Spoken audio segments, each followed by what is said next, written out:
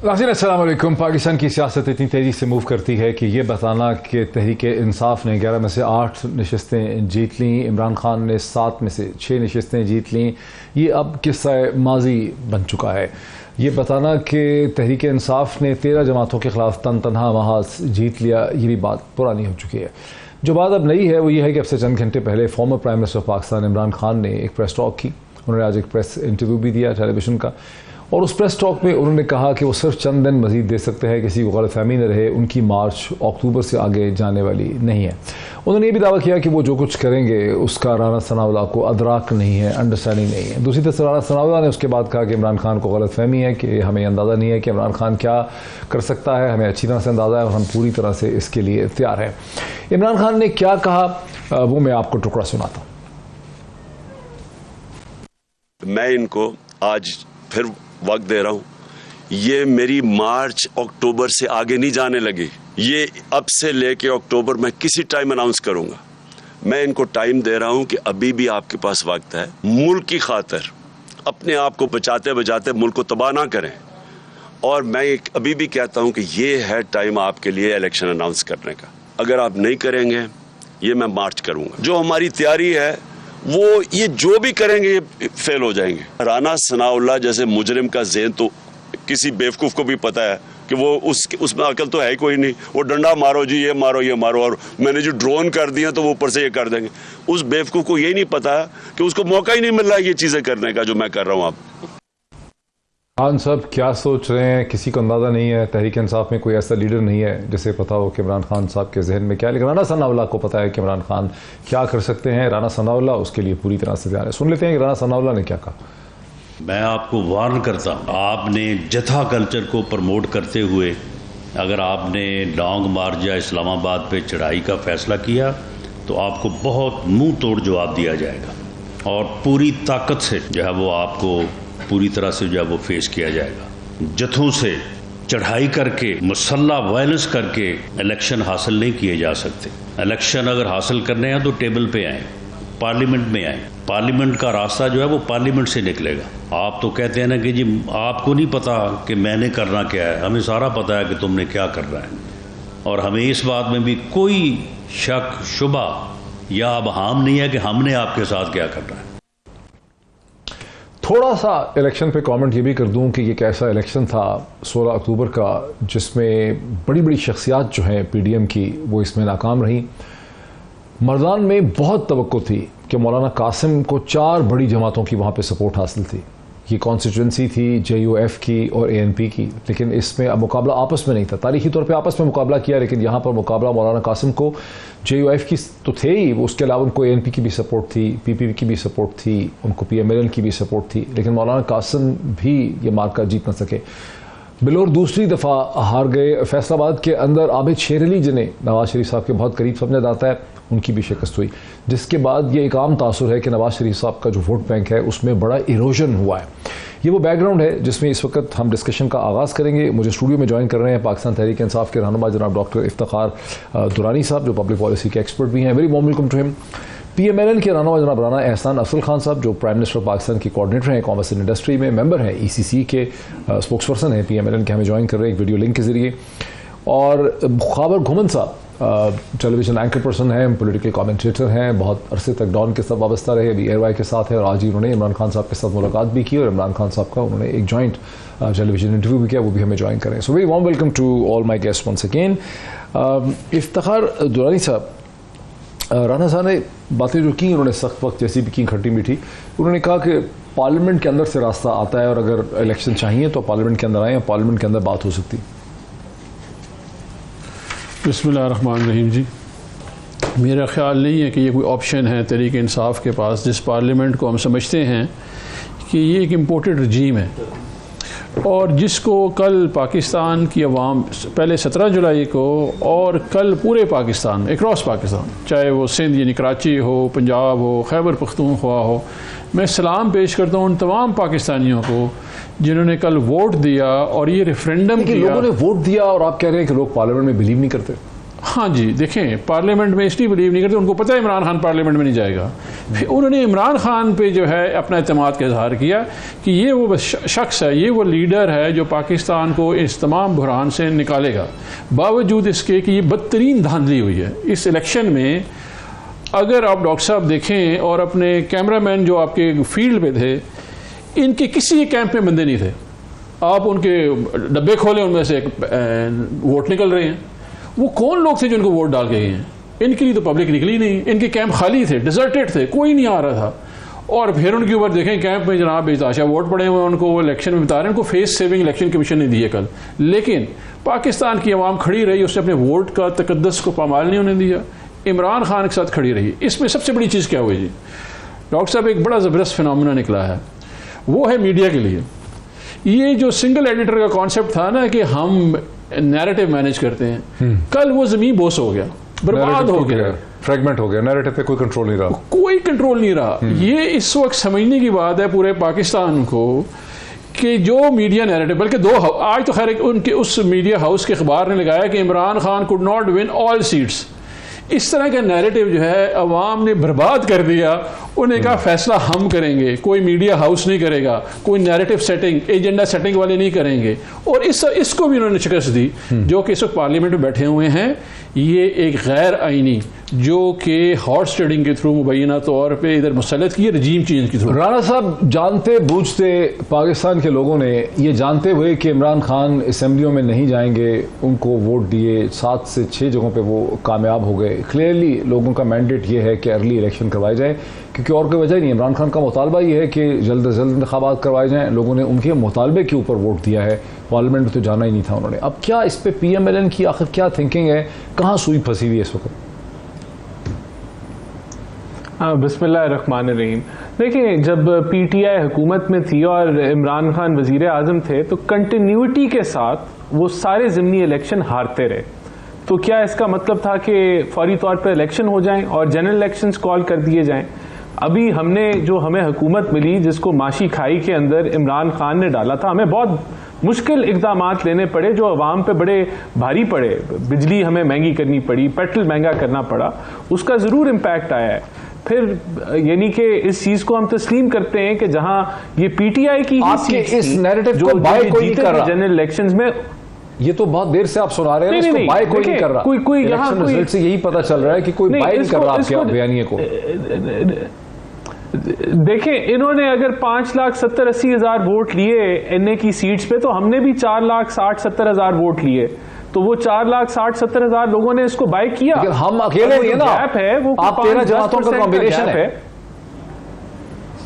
नहीं, कोई 13 जमातों का कॉम्बिनेशन जाहिर है, लेकिन यहाँ फैसलाबाद के अंदर पीपल्स पार्टी मौजूद नहीं है, यहाँ फैसलाबाद के अंदर JUIF मौजूद नहीं है, यहाँ PMLN वर्सेस PTI था।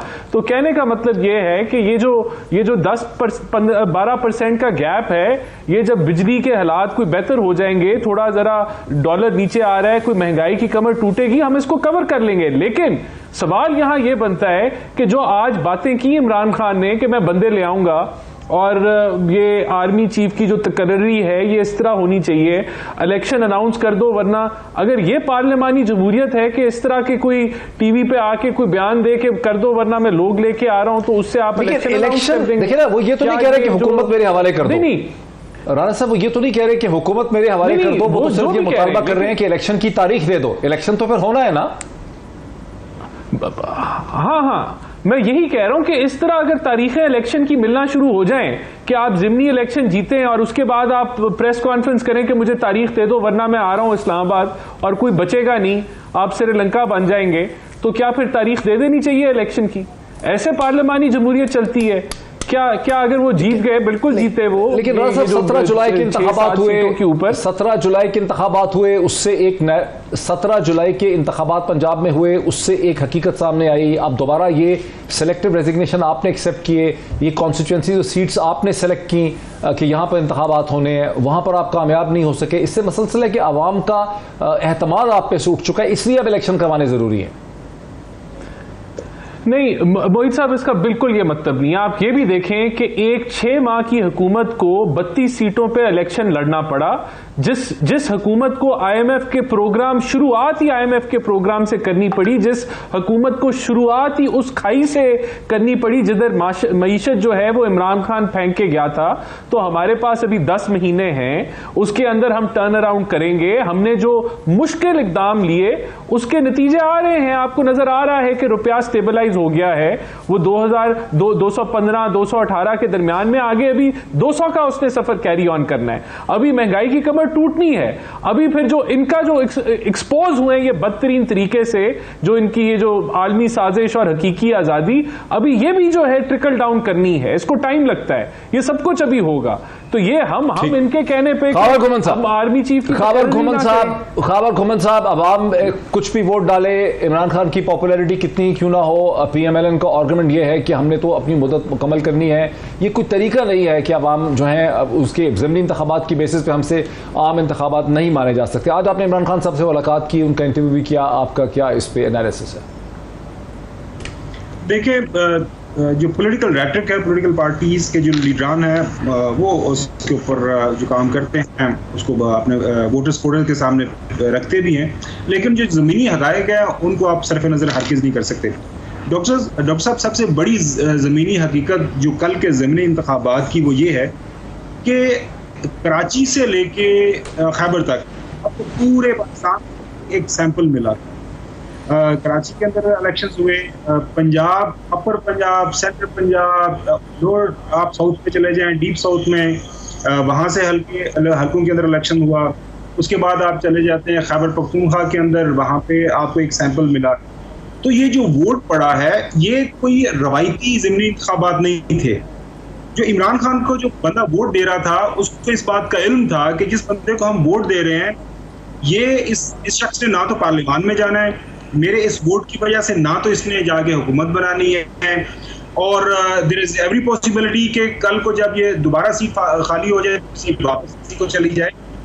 लिहाजा लोगों ने जो एक राय दी है इसके ऊपर, पीएमएल पार्टी या दूसरी पॉलिटिकल पार्टीज की अपनी राय हो सकती है, वो ये कह रहे हैं कि मुल्क के अंदर जमहूरियत को अगर आपने मुस्तहकम करना है तो let's have free and fair elections, एक लेवल प्लेइंग फील्ड हो और वहाँ पे तमाम पॉलिटिकल पार्टीज जो हैं वो आए, इलेक्शन लड़ें। और पाकिस्तान का आइन भी ये कहता है कि जो जिसके पास लोगों का मैंडेट है उसके पास हुक्मरानी का हक है। अब आपका सवाल ये कि इमरान खान क्या सोच है। एक जो दूसरी बड़ी ज़मीनी हकीकत डॉक्टर साहब ये है कि इस वक्त पाकिस्तान में 22 या 23 करोड़ की आबादी है, 16 करोड़ के ऊपर इमरान खान हुकूमत कर रहा है। पंजाब है, खैबर पख्तूनख्वा है, आज़ाद कश्मीर है, गिलगित बल्तिस्तान है। तो इमरान खान के लिए ये इस्लामाबाद को चारों तरफ से बंद करना, मुल्क को जो है स्टैंड स्टिल करना कोई मुश्किल काम नहीं है। और आज हमने उनसे सवाल भी, लेकिन आपने सुना राना सनाउल्लाह साहब कह रहे हैं कि मैं तैयार हूं, मुझे अंदाजा है कि इमरान खान क्या कुछ कर सकते हैं। राना सनाउल्लाह साहब ने कहा कि हम तैयार हैं, हमें अंदाजा है कि इमरान खान के जहन में क्या है। अच्छा, क्योंकि डॉक्टर साहब आप पॉलिटिकल हिस्ट्री के अंदर आपका चूंकि उसमें इंटरेस्ट है, आप पूरी दुनिया के अंदर आपने मुख्तलिफ इस तरह के सॉफ्ट रेवोल्यूशन भी देखे हैं। दुनिया को छोड़े, पाकिस्तान के अंदर हमने लॉन्ग मार्चेस देखे। आपने 2009 का लॉन्ग मार्च देखा जिसमें मोहतरम नवाज शरीफ साहब ने जो है लाहौर से चले थे। आपको पता जजेस बहाली तहरीक, आपने उसको एक्टिवली कवर भी किया था। उसके बाद पीपल्स पार्टी करती रही है, जमात इस्लामी करती रही है, हाँ बिल्कुल, नून वाले खुद भी करते रहे। तो ये कोई गैर आईनी, कोई गैर कानूनी जो इकदाम हरगिज़ नहीं है। मुझे जो लग रहा है कि कल के इलेक्शन के बाद आज जो इमरान खान की बॉडी लैंग्वेज बहुत ज़्यादा वो यकीन है, वो ये हल्के जो थे इनको सेलेक्ट किया गया था बड़ा मेटिकुलसली कि इन हल्कों के अंदर सारी जमातों का अगर वोट बैंक इकट्ठा किया जाए तो वो एक ह्यूज मार्जिन है, आराम से जो है इमरान खान को हराया जा सकता है। फिर आपने देखा आज इमरान खान ने कहा भी कि कभी इलेक्शन जी होगा नहीं होगा, तो ये एक जो है एक मोमेंटम भी तोड़ा गया उनकी कैंपेन का। लिहाजा जो मैं देख रहा हूँ, और आज मैंने उनसे सवाल भी किया, उन्होंने मेरे सवाल के जवाब में ये कहा कि हाँ कुछ बैक चैनल जो है को राब्ते हैं, बैकडोर राब्ते चल रहे हैं, और सियासी जमातें हमेशा जो है वो अपने ये दरवाजे खुले रखती हैं। जो हालात बन रहे हैं डॉक्टर साहब, जो मुझे लग रहा है मेरी राय से आप इख्तिलाफ कर सकते हैं, डिसएग्री कर सकते हैं, वो ये है कि मेरे ख्याल में अब ये जो है ना इलेक्शन से भागने वाला मामला, वो मेरे ख्याल में अब बड़ा मुश्किल होगा मौजूदा हुकूमत के लिए। वैसे नंबर गेम भी अगर पार्लियामान के अंदर है, नेशनल असम्बली के अंदर, अब पंजाब के अंदर हालात बदल, ठीक है जी, तो लग नहीं रहा है कि मार्च के इर्द गिर्द कोई मेरी इतला भी है, इंफॉर्मेशन भी है, कोई डेट हो। ठीक है, खान साहब मेरे साथ रहिए। एक दिलचस्प सवाल जो है वो मेरे जहन में आया है। दुरानी साहब, PMLN के बाद लोग जो हैं वो अब कहना शुरू उन्होंने ये कर दिया, वो महसूस करते हैं कि अब तीनों ने मिलकर एक साजिश की है PMLN के ख़िलाफ़, और इस साजिश के नतीजे में इमरान खान साहब को इंतहाई मकबूल बना दिया गया है और PMLN को एक बहुत मुश्किल सिचुएशन में डाला गया है। इसको इस तरह से तो नहीं कहते वो टीवी प्रोग्राम में कहते हैं कि हमें ज़बरदस्ती हुकूमत में लाया गया है, लेकिन प्राइवेट कॉन्वर्सेशन में कहते हैं कि साजिश हुई, अमरीका पाकिस्तान की इस्टेब्लिशमेंट और इमरान खान मिले हुए हैं और एक प्रेजिडेंशियल सिस्टम लाने की कोशिश यहाँ पर की जा रही है। साजिश हुई PMLN के खिलाफ। देखें, अगर आप ज़मीनी हक़ाइक़ देखें तो साजिश तो हुई है, बहुत बड़ी साजिश हुई है, और ये उसमें मोहरे के तौर पे इस्तेमाल हुए हैं क्योंकि इनके केसेस थे। इनका अगर आप देखें ना, खुर्रम दस्तगीर ने बड़ा क्लियरली बता दिया था कि अगर इमरान खान रह जाता तो हमने 15 साल हुकूमत में वापस मुड़ के नहीं आना था। That's the stated policy statement जो कि इनकी तरफ से आई हुई थी।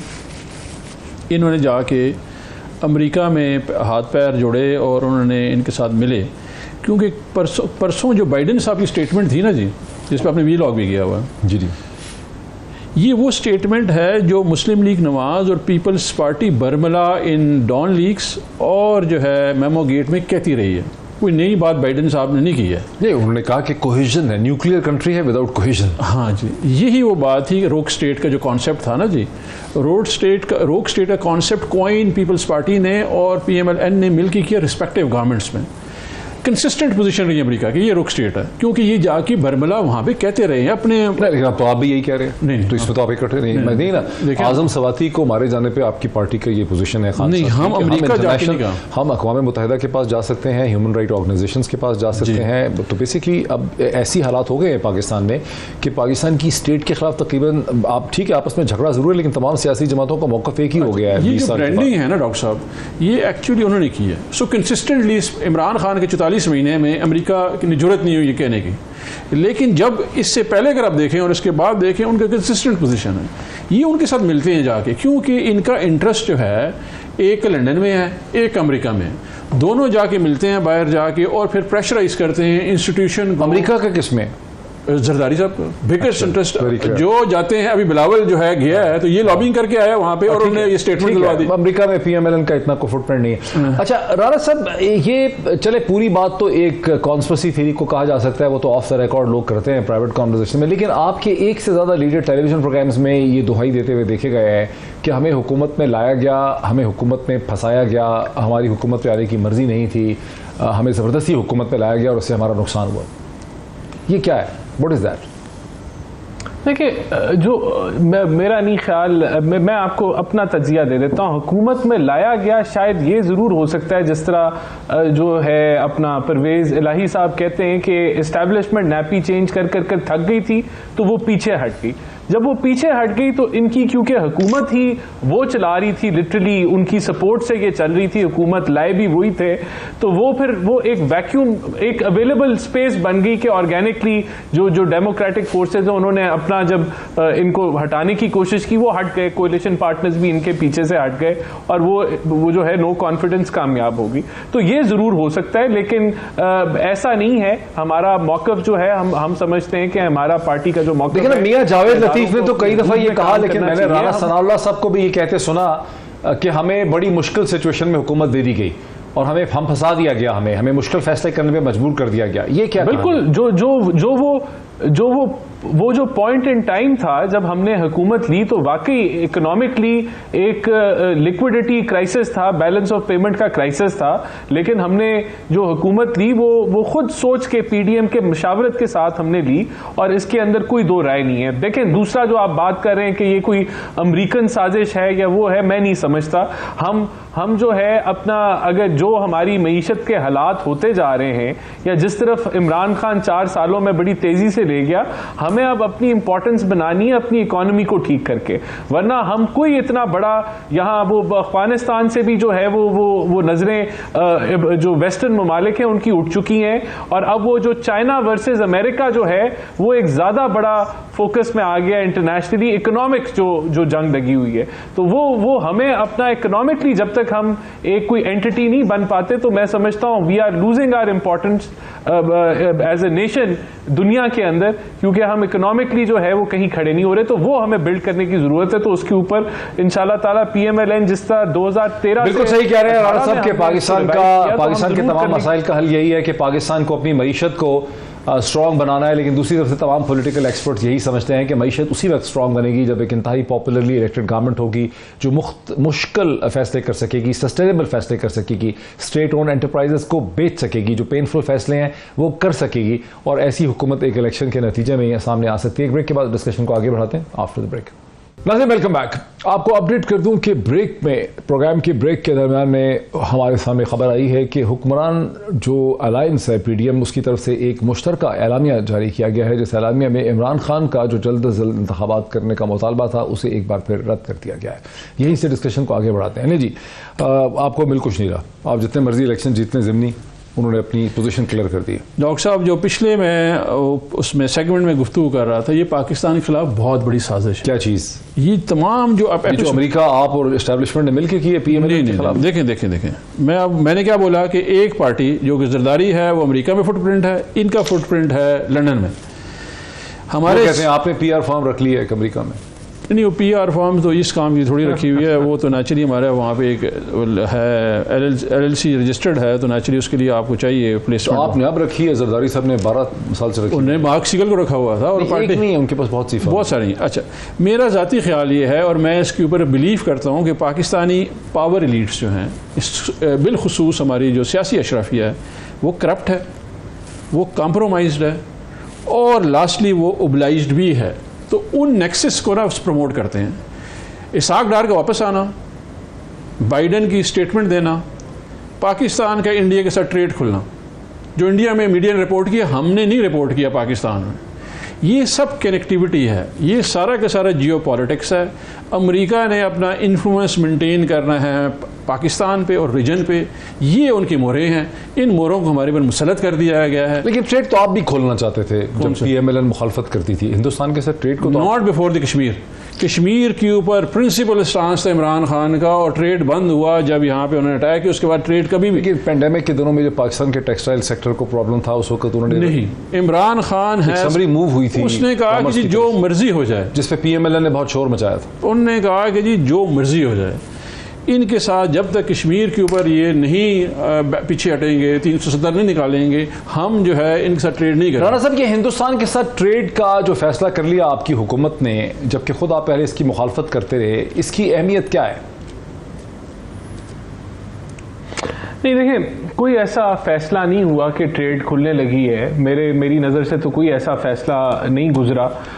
इस चीज़ पे ज़रूर सोच, हिंदुस्तान का मीडिया इसको हेडलाइन के तौर पर बता रहा है। ये खाने कोई डेलीगेशन भी जा रहा है नहीं, लेकिन अभी तक कोई ऐसा ये तो पाकिस्तान में फैसला नहीं हुआ जो इस पे ये वेजिटेबल्स के ऊपर कोई फैसला हुआ था कि अगर हो जाएगा तो इसकी सिग्निफिकेंस क्या है? जरूरत है फिर ये नहीं, देखिए मैं बताता हूँ। देखिए, ये कह रहे हैं, मैं भी मानता हूँ कि कश्मीर से बढ़ के हमें और कोई चीज़ अजीज़ नहीं है जब इंडिया पाकिस्तान का रिलेशनशिप आता है, और ये फैसला हुकूमत ने करना है। लेकिन हमें सवाल उठाना चाहिए कि क्या ट्रेड बंद करके, ये मेरा personal point of view, trade बंद करके क्या आपने जो है क्या अचीव किया? तो हमें रिव्यू ज़रूर करना चाहिए। मैं इसके जो है अभी तो सवाल ये है ना कि जब इन्होंने थोड़ा सा इनिशिएटिव लिया था पेंडेमिक के दिनों में, जब पाकिस्तान के टेक्सटाइल सेक्टर ने उस वक्त ये एक समरी मूव करवाई थी कॉमर्स के जो मिनिस्टर थे उनके थ्रू, तो उस वक्त आपकी रज़ाक दाऊद साहब की तरफ से एक समरी मूव हुई थी, तो आपकी पार्टी ने, मोहतरमा मरियम नवाज साहिबा ने और सारी पार्टी ने बड़ा सख्त उसके ऊपर रद्द-ए-अमल किया था। तो अगर आपका असूली मौक़िफ़ उस वक्त ये था, तो आपके असूली मौक़िफ़ पे फ़र्क पड़ा क्या है? नहीं, अभी कोई फैसला नहीं हुआ। कोई फैसला अगर इंडिया रिपोर्ट कर रहा है तो ऐसा कोई फैसला नहीं हुआ, कोई मौक़िफ़ में चेंज नहीं आया। डिमांड जरूर है सर, लग तो रहा है ना सर, खबरें तो यही आ रही हैं कि आप कॉटन को जो है अमेरिका का आप पे दबाव है। देखिए ना, इसकी दूसरी सेंस ये बनती है कि चूंकि आपकी हुकूमत को अमेरिका की जरूरत है, अमेरिका की तरफ आपका झुकाव बढ़ता चला जा रहा है। अमेरिका चाहता है कि हिंदुस्तान को एंगेज करे हिंदुस्तान की टर्म्स एंड कंडीशंस पे, और आप उसको एंगेज कर रहे हैं बेसिकली तौर पर, वहां से आप रिलीफ लेना चाह रहे हैं अमेरिका से और मगरब से बाय एंगेजिंग इंडिया। नहीं, ये बिल्कुल ये पीटीआई का प्रोपेगेंडा हो सकता है। और अभी ये जो मेरे पीटीआई के भाई बात कर रहे थे, इन्होंने प्रोपेगेंडा फर्म जो हायर की थी लॉबी करने के लिए, वो बंदा चला रहा था जो पाकिस्तान के न्यूक्लियर एसेट्स के खिलाफ जो है वहां लॉबिंग करता रहता है। तो ये तो यहाँ कनेक्शन निकलता है और मैं समझता हूँ।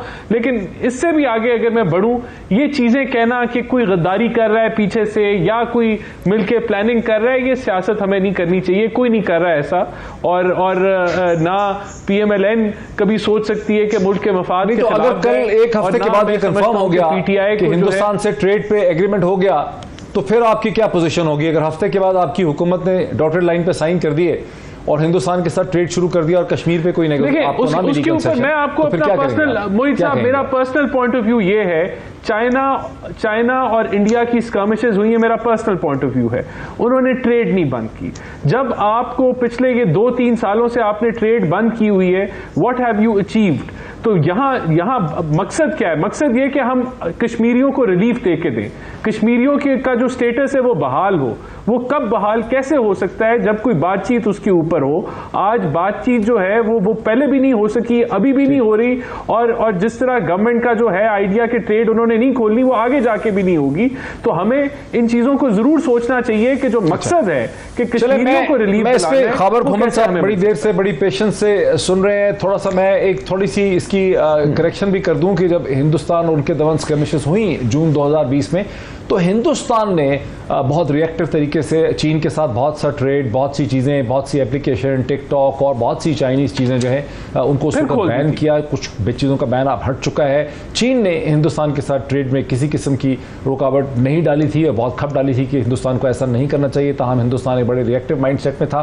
खबर खुमन साहब, आपको लगता है कि अमेरिका का चूँकि हमेशा से एक प्रिंसिपल पोजीशन रही है गुज़िश्ता कई वर्षों से कि पाकिस्तान को मार्केट को खोलना चाहिए हिंदुस्तान के साथ ट्रेड के लिए, वो ये भी समझते हैं कि अगर हिंदुस्तान के ट्रेड गुड्स पाकिस्तान में आएंगी, कल को सर्विसेज भी आएंगी, तो चीन का जो असर सूख है पाकिस्तान की मार्केट पे और होल्ड है वो कम होगा। और यूँ पाकिस्तान अगर हिंदुस्तान की ट्रेड मार्केट के साथ इंटीग्रेट करे, जिसके बॉर्डर ज़्यादा करीब हैं पंजाब में और सिंध में, तो चीन का रास्ता जो है इस खत्ते में रोका जा सकता है। आप समझते हैं कि अल्टीमेटली ये गवर्नमेंट मजबूर हो चुकी है, यह शुरू से प्लान था लेकिन इस वक्त इसके प्रेशर इतना है कि ये उसी डायरेक्शन में मूव कर रही है।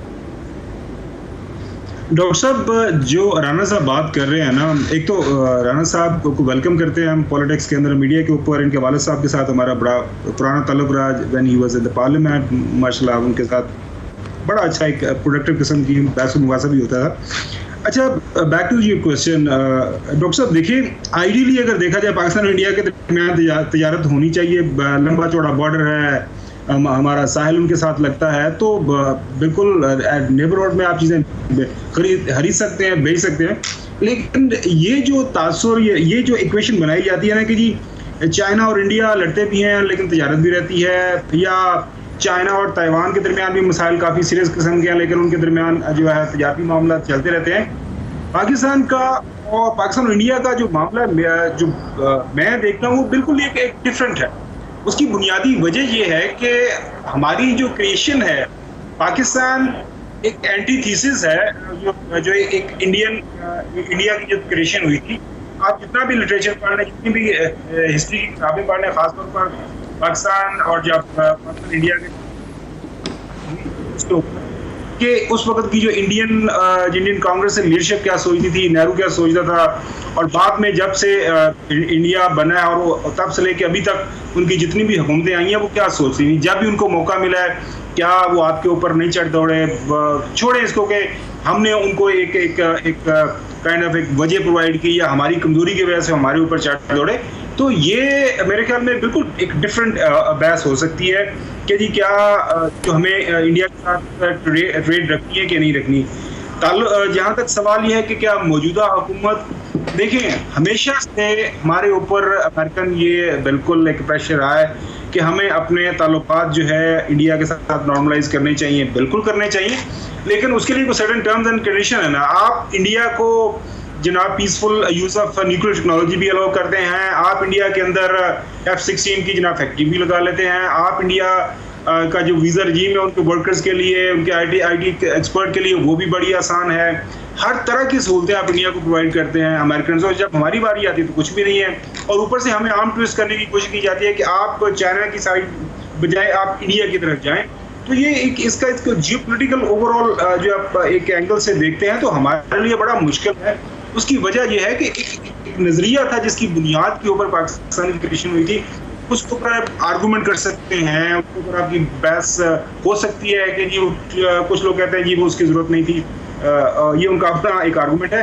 लेकिन मैं नहीं समझता कि पाकिस्तान इंडिया कश्मीर के मसले का कोई सस्टेनेबल हल तलाश किए बगैर जो है जो ये तजारत कर सकते हैं। उसकी बड़ी बुनियादी सी वजह है कि पाकिस्तान की आवाम, वो चाहे ऊपर PMLN की हुकूमत हो, पीपल्स पार्टी की हो, इमरान खान हो या कल कला कोई और पॉलिटिकल पार्टी हुकूमत में आ जाए, उनको ये उनके लिए ये बड़ा ज़रूरी है कि वो इंडिया के साथ तल्लुकात वो कश्मीर के प्रिज्म के ज़रिए ही ये देखें, उसके बगैर वो कर नहीं सकती।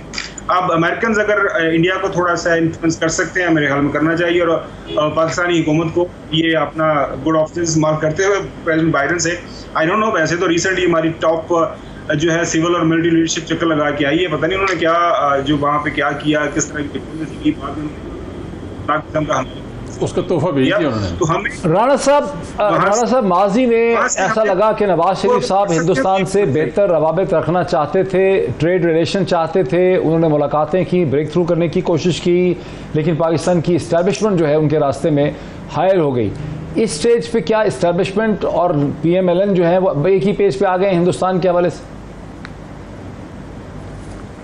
देखिए, मैं फिर रिपीट करूंगा मोहित साहब, हुकूमत ट्रेड खोलने नहीं जा रही, लेकिन अब वैसे अगर इस बात के ऊपर डिबेट करें, आपको पता है कि सऊदीया और इंडिया जो है वो कितना ज़्यादा बिजनेस एक दूसरे के साथ करते हैं।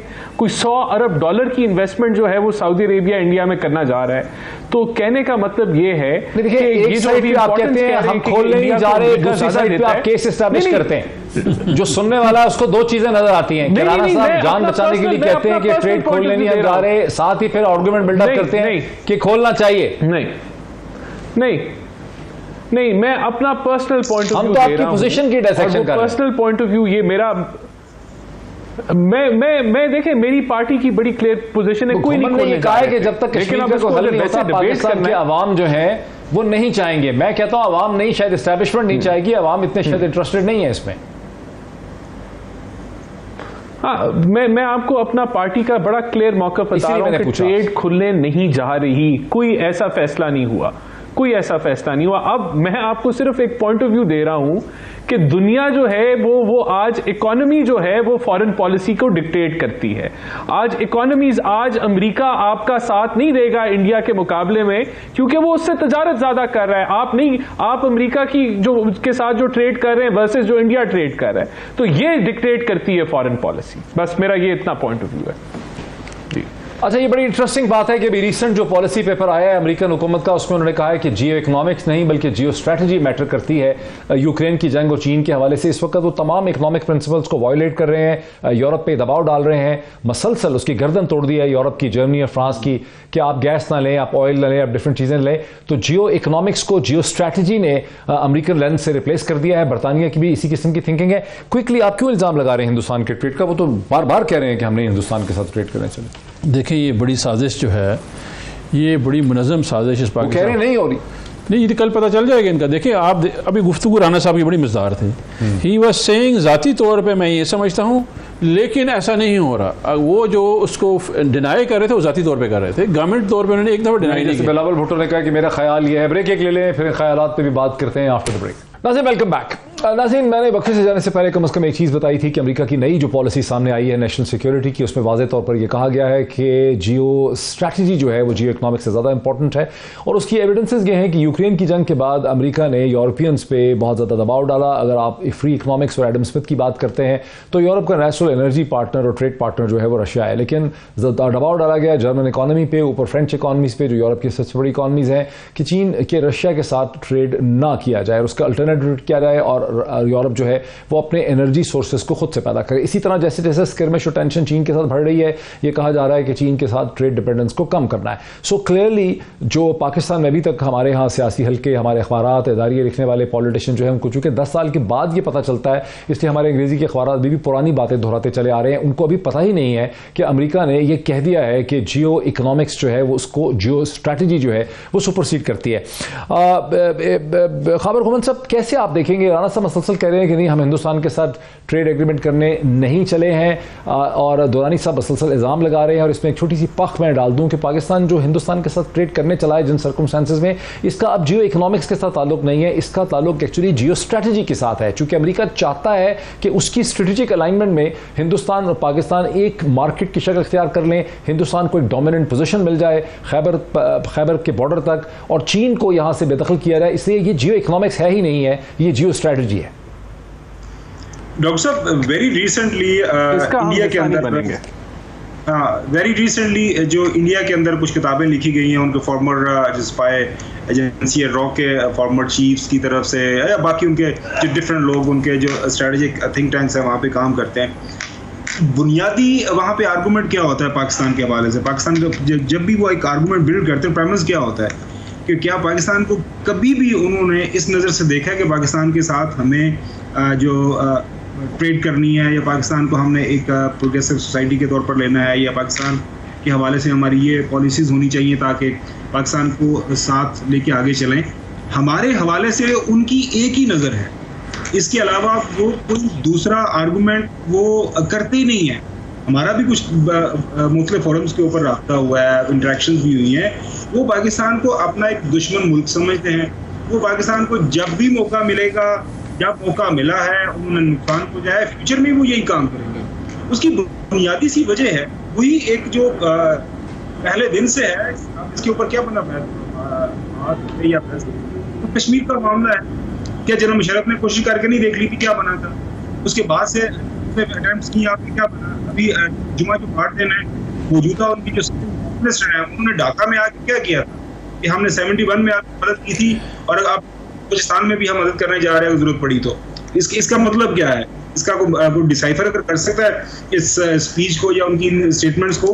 बहुत सारे लोगों को ये बड़ी एक दकियानूसी रवायती किस्म की बातें लगती हैं कि ये तो पाकिस्तानी जो है ना, इस तरह के जो कंजर्वेटिव सोच रखने वाले लोग वो ये बात करते हैं। सर मसला नहीं है, मसला यही है कि आपने जब तक इस मसले का हल नहीं ढूंढना उस वक्त तक ये आप आगे बढ़ ही नहीं सकते। हमारा देखिए इजराइल के साथ हमारा क्या मामला है?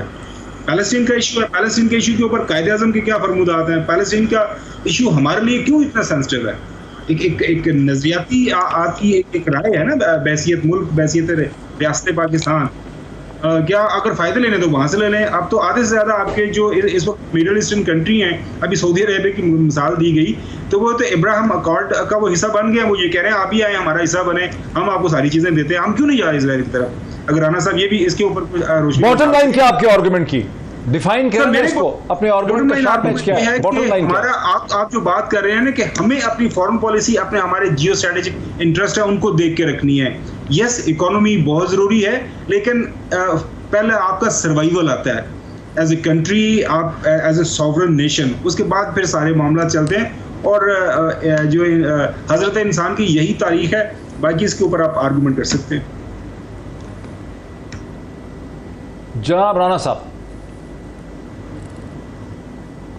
देखिए, मैं एग्री करता हूं, आपकी जब स्ट्रैटेजी बनती है तो वो जियो स्ट्रैटेजी भी होती है, जियो इकोनॉमी का भी जो है कॉम्बिनेशन लेके आप चलते हैं। और बिल्कुल आपने सही कहा कि अमेरिका जो है वो और यूरोप को भी फोर्स कर रहा है कि वो अपने इकोनॉमिक टाइज जो है वो रशिया से कम करे, और लेकिन उसका क्या नतीजा निकलता है वो भी देखने का है।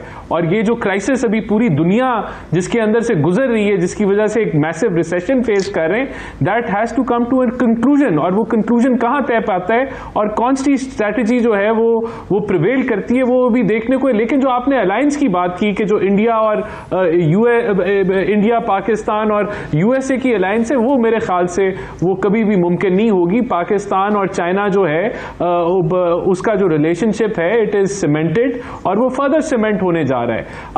अभी वजीर आजम साहब फिर चाइना जा रहे हैं, तो ये हमारा जो सीपेक जिसको हमने हकीकी तौर पे लॉन्च किया, हम उसको सीमेंट करेंगे और उससे बिल्कुल पीछे नहीं हटेंगे।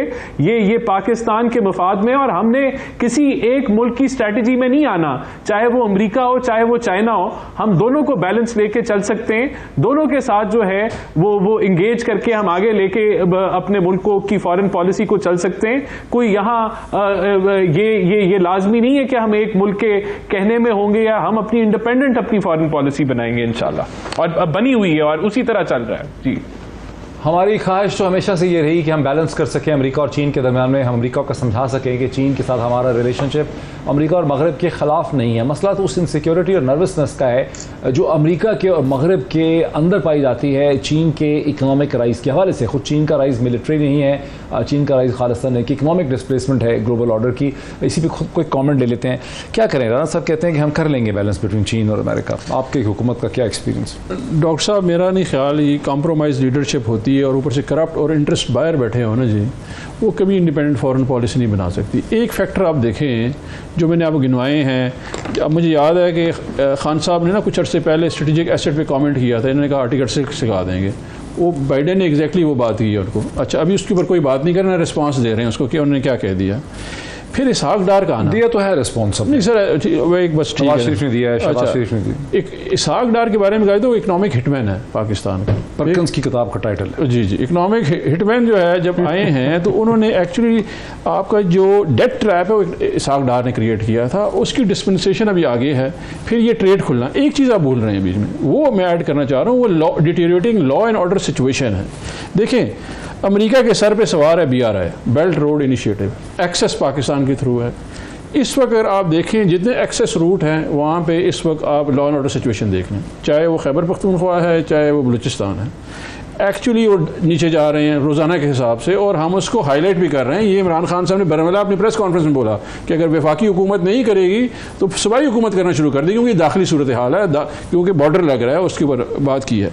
ये एक डिज़ाइन है जिसमें बैलेंस करने के लिए आपको लीडरशिप चाहिए। ये जो आवाम वोट कर रही है ना जी, ये कह रहे थे कि जी RTS 2018 में बैठ गया था, इस दफ़ा तो RTS नहीं बैठा ना, इलेक्शन कमीशन इनका था। ये कह रहे हैं सिलेक्टेड थे, इस दफ़ा तो सिलेक्टेड इनके साथ हैं। फिर भी लोग खड़े हुए हैं ना जी, वो एक पॉइंट पे हैं, खुददार पाकिस्तान पे, नए इलेक्शन पे खड़े हुए हैं। इनको इलेक्शन मिल रहा है आपको, हम लेंगे इंशाल्लाह। वो एक बड़ा फेमस जो है ना, वो मैं I don't want to mention, but वो एक बड़ा फेमस स्टेटमेंट था बुश का। उन्हें the public will smoke them out of their red houses. आप देखिएगा, ये समझ नहीं रहे पब्लिक की सेंटिमेंट। एक अवाम जो ये देख रही है कि लीडर ने पार्लियामान में नहीं जाना, वो उसको लाखों वोट कर रही है, इनको समझ नहीं आ रही है।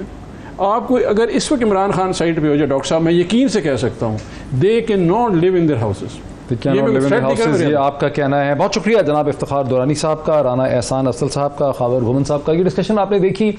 हुक्मरान जमात और PDM का यही ख्याल है कि अभी भी वो सूरत हाल को अगस्त 2023 तक खींच सकते हैं और ज़मीनी इंतखाबात में 6-7 सीटें जीत लेने का हरगिज़ ये मतलब नहीं है कि वो एक जनरल इलेक्शन की तारीख दे दें। ये कम अज़ कम उनकी कसूली पोजीशन है, मौक़िफ़ है, जिसको कम अज़ कम इस हद तक बैकिंग ज़रूर मिलती है कि उनके पास नंबर्स हैं असम्बली में। अगर किसी ने उनको गिराना है तो असम्बली के अंदर से उनको गिरे, असम्बली के अंदर आए, वहाँ से नेगोशिएशन हो। लेकिन एक ग्राउंड रियलिटी जो पाकिस्तान में इमर्ज कर रही है, वो ग्राउंड रियलिटी एक टोटली डिफरेंट डायरेक्शन में जा रही है। लोग समझते हैं कि शायद ताकत के इस्तेमाल से, तशद्दुद के ज़रिए कोई ऐसी चीज़ की जा सकती है कि इस ग्राउंड रियलिटी का रास्ता रोका जा सकता है।